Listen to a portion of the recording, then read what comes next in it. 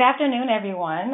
We are here live with our webinar for digital advertising for dealers, optimizing your digital strategy for seasonality. My name is Kristy Hector, and I'll be your training host today. I've been at PureCars for over 2 years, and I'm a digital strategy manager for our growth and agency accounts. I work with dealer direct clients and agency partners, so I get to operate on multiple sides of the digital space in the automotive industry.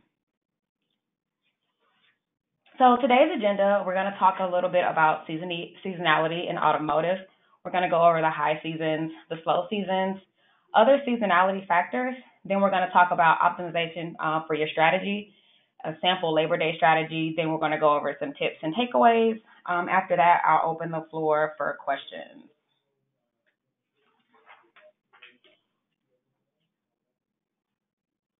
So seasonality trends. Car sales usually hit that peak demand in spring, so March through June, and then they'll fall in September. And then in fall, so September through November, with the absolute lowest period from December to February. So of course, it comes as no surprise that sometimes the most aggressive incentives will happen to help with the slower months. The exception to this, of course, is going to be December. That's when we see those end of year and huge blowout incentives from those from the OEMs and from the dealers. The highs that we see after the winter break typically line up with OEMs introducing new year models to consumers. And then a couple of things to note here. During that high time, sales price can rise by sometimes 10 to 15%, and even with the slower months occurring in the winter, there's usually a surge in demand for our sport utility vehicles in the colder months. So as far as seasonal practices, marketing during your peak seasons.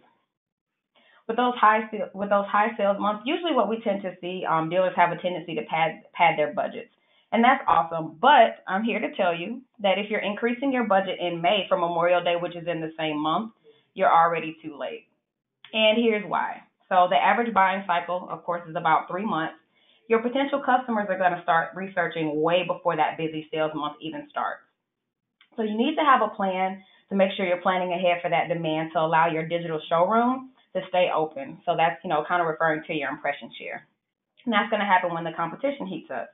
So you want to tap into your display, social, and video to increase awareness, to reach prospects who are looking for relevant deals. Showcase what makes you the right dealership.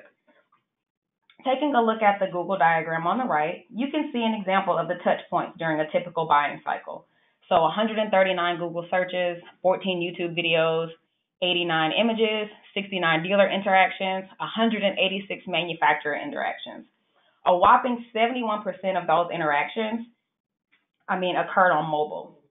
And Google also reports that 69% of people who saw videos in their vehicle purchase process were influenced by that. So other seasonal practices, thinking about the marketing during your slow seasons. Of course, again, we already talked about this. The winter months are the slowest for car sales, and every year there are those incentives and pushes to try to offset this. Consumers usually are spending most of their disposable income in retail for the holiday at this time. And the biggest mistake that we can make here, going dark, even cutting off your budget dramatically. This creates what I like to call a snowball effect. One slow month leads to another slow month, and it takes more effort to dig out of that hole than if you would have just stayed ahead of the curve. Y'all, keep in mind there's still cars to sell, and equally as important, there are cars to repair. So when people aren't buying cars, they're repairing them or maybe getting them fixed and ready for winter weather and summer travel. Not investing in your fixed operations is another crucial mistake that dealers make during these slow seasons. Fixed operations campaigns are a great way to boost your customer paid repair orders, which we all know is one of the best revenue drivers for any dealership. And another thing that you can tap into is if your sales department is slow, you can even have them piggyback off the influx in service bay by offering some of those trade-in deals. What better way than to capture a person that's looking for a new car than when they're getting their current car fixed? So, outside of our typical ebb and flow of usual sales during the year, there are a few other things that should cause you to adjust your strategy. Those things are weather conditions, holidays, new vehicle releases, OEM incentives and offers, sales events, and tax season. So what I mean by that, so for the weather conditions, do you want to pause your campaigns? Do you want to push insurance campaigns? We just saw Florence hit North Carolina, still battering them with rain. Are we pausing the campaigns because no one can actually get to your dealership in the flood? Insurance checks are going to start coming in for a car that may have been totaled. Anything could happen. Do you want to push fixed ops campaigns to even get something like a hail season? If any hail may have hit for something. Do you want to get those repaired? So that's going to be a good time to push those hail sales. So with holidays coming around, are you running to push, any sales events? Is it a major holiday? We've got Labor Day, Memorial Day, New Year's. New Year's are coming up, Black Friday. Is the store going to be closed? The last thing you want to do is do a huge push for Memorial Day and send people to your store, and then you're closed. So how early do you want to start advertising for those holidays? Other seasonality factors. So new vehicle releases. Should you push the previous year's push the previous year's models to move off the lot? How much demand is there going to be? Is the OEM pushing or running any incentives that you want to capitalize on? So is there a new body style? Is there a redesign? Something that you want to definitely capitalize on that's going to create that awareness and get people to your dealership. Incentives and offers. So are the OEMs providing any incentives? Are they appealing? Are the incentives aggressive? Is it a well-known sales event? You got truck month, happy Honda days during the holiday, Honda sales events during the summer. So those are different things that'll happen that you can definitely take advantage of. Outside of that, you've got in-store sales events. So what products are you using to push your visibility? Are the offers appropriate for that time of the year? Let's keep in mind, I've seen all type of different creative campaigns. I had a dealership run a pet day promotion to showcase how easy it was for pet owners to get carriers inside of the vehicles. So those are definitely some things that you can tap into to make sure that you're getting some customers in the door. Tax season. So this is a big one, of course. You get higher used car sales and new car sales too as well. So we all know that those tax returns will serve as an awesome down payment in the spring. So with all of these different factors outside of our normal and obvious seasonality trends, it's very important to make sure that your strategies are pre-planned, solid, and very well thought out. So we're going to kick that off by taking a look at sample campaign overview.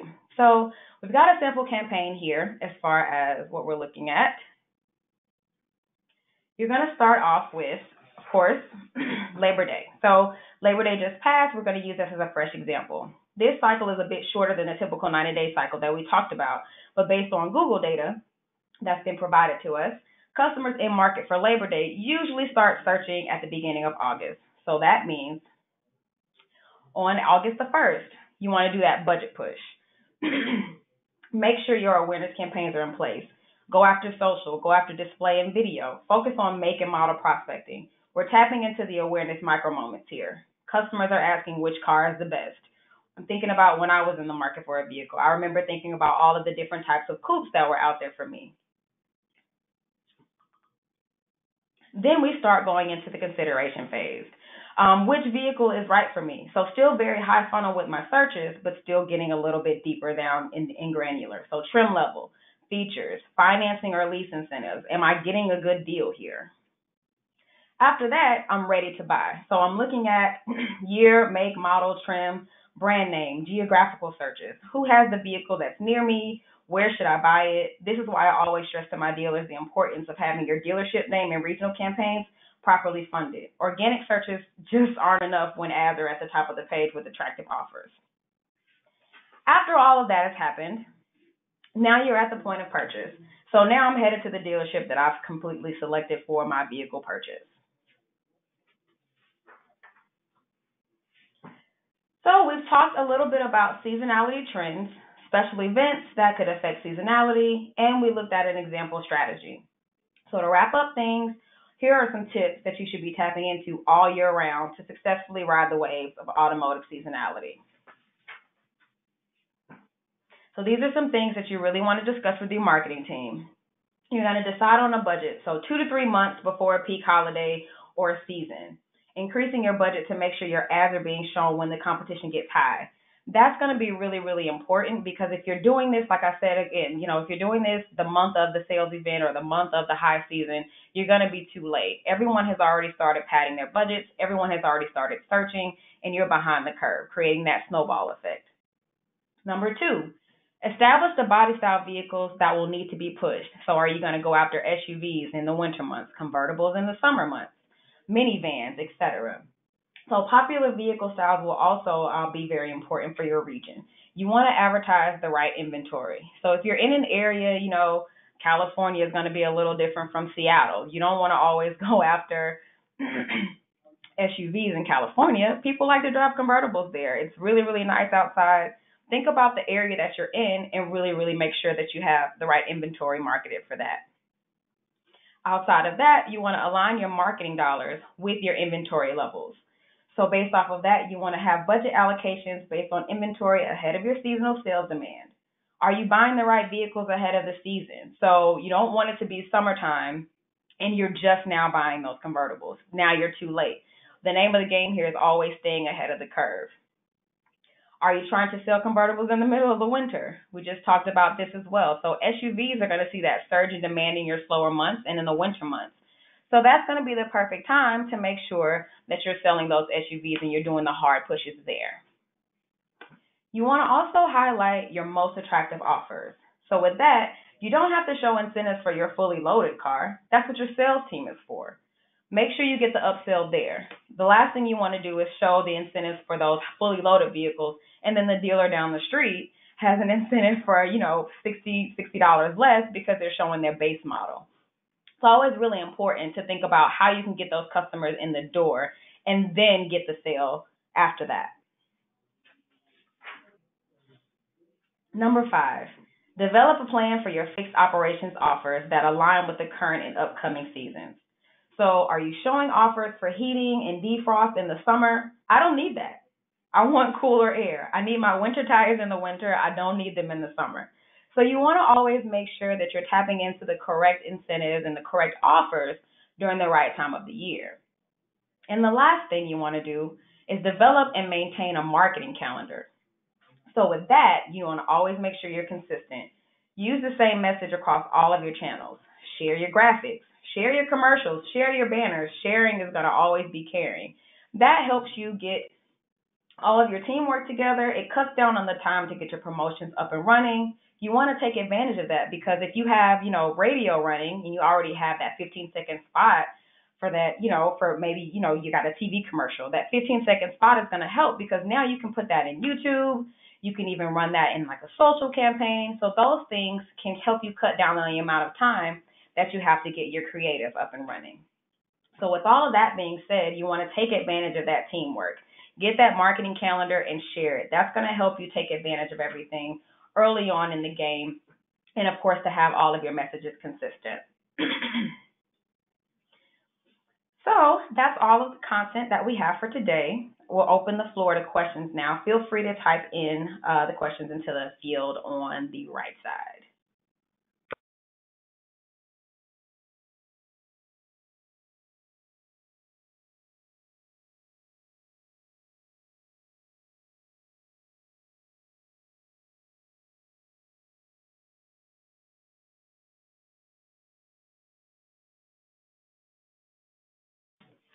So we have a question about should we target researchers differently than buyers? And what's the best way to take advantage of researchers? So the answer to that question is absolutely. You want to target your researchers differently than your buyers. When you're targeting researchers, you're going to go after higher funnel searches. Probably going after the makes, going after the models. You want to find out what is right for you. And then, of course, you want to make sure that with your buyers, you're going a little bit lower funnel. And then, of course, also your regional and your brand campaigns. Those are going to be where people are looking for, where should I buy? Am I getting an incentive, trim level, things like that. So let me make sure I got the rest of your question. And then what's the best way to take advantage of researchers? So in that same question, you're taking advantage of your researchers. Basically, you want to Again, go after that high funnel searches. And then, of course, you can tap into social, display, and video because you want to drum up that awareness. So those awareness campaigns are going to be really crucial. Once they get into search, it's more of a direct answer to your question. So Facebook, of course, is going to be like a word of mouth. Display is going to be like print. And then YouTube is going to be like TV. So you want to think about that in terms of awareness driving. And then search is going to be a little bit lower funnel. All right, so we've got another question. What if I don't have the budget to increase during that high demand? That's a great question. So if you don't have the budget to increase during that high demand season, you're going to take a look at a few things. One, are you do you have your geo target too broad? I know it doesn't sound great and you want to go after all of the competition around you, but you're going to have to shrink your geos. And then also think about cutting some models. So only advertise the models that are most important to you. Typically go after maybe the top 2 or 3 models that you have in inventory and push those. That way you'll be able to see the needle move. You won't have to worry about, advertising all of your vehicles at all times, because that's, of course, is going to draw up your budget.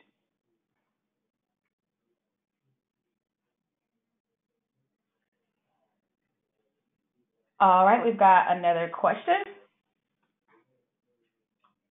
I did everything that my marketing team suggested and my sales are down. What happened? So there are a couple of things that could be happening here. You did everything that your marketing team suggested and your sales are down. Going to have to sometimes flip the question back to the dealers in this instance. What's going on in that sales department? Are we sourcing conversions properly? What's going on in your BDC? Are they, returning phone calls? We want to listen to some of those phone calls and see if they're trying to pre-qualify people. You want to always make sure that once we get the traffic to the site, you have the ability to source that traffic. You have the ability to take on that increase in demand when it's coming into your dealership. So a lot of different things can be going on there. But of course, we like to take a look at the internal workings of the dealership as well. So think of it as a partnership. Once you have all of that information and you have all of that traffic, make sure the dealership can actually handle it.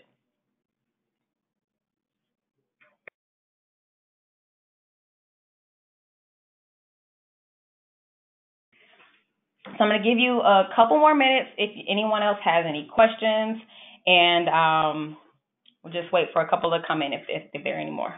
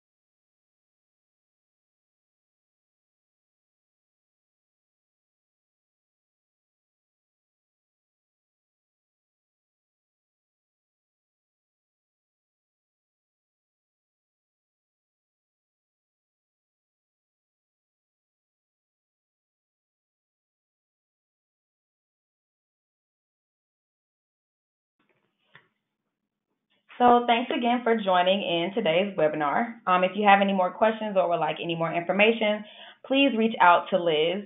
So info lizf@purecars.com, and have a great rest of your day.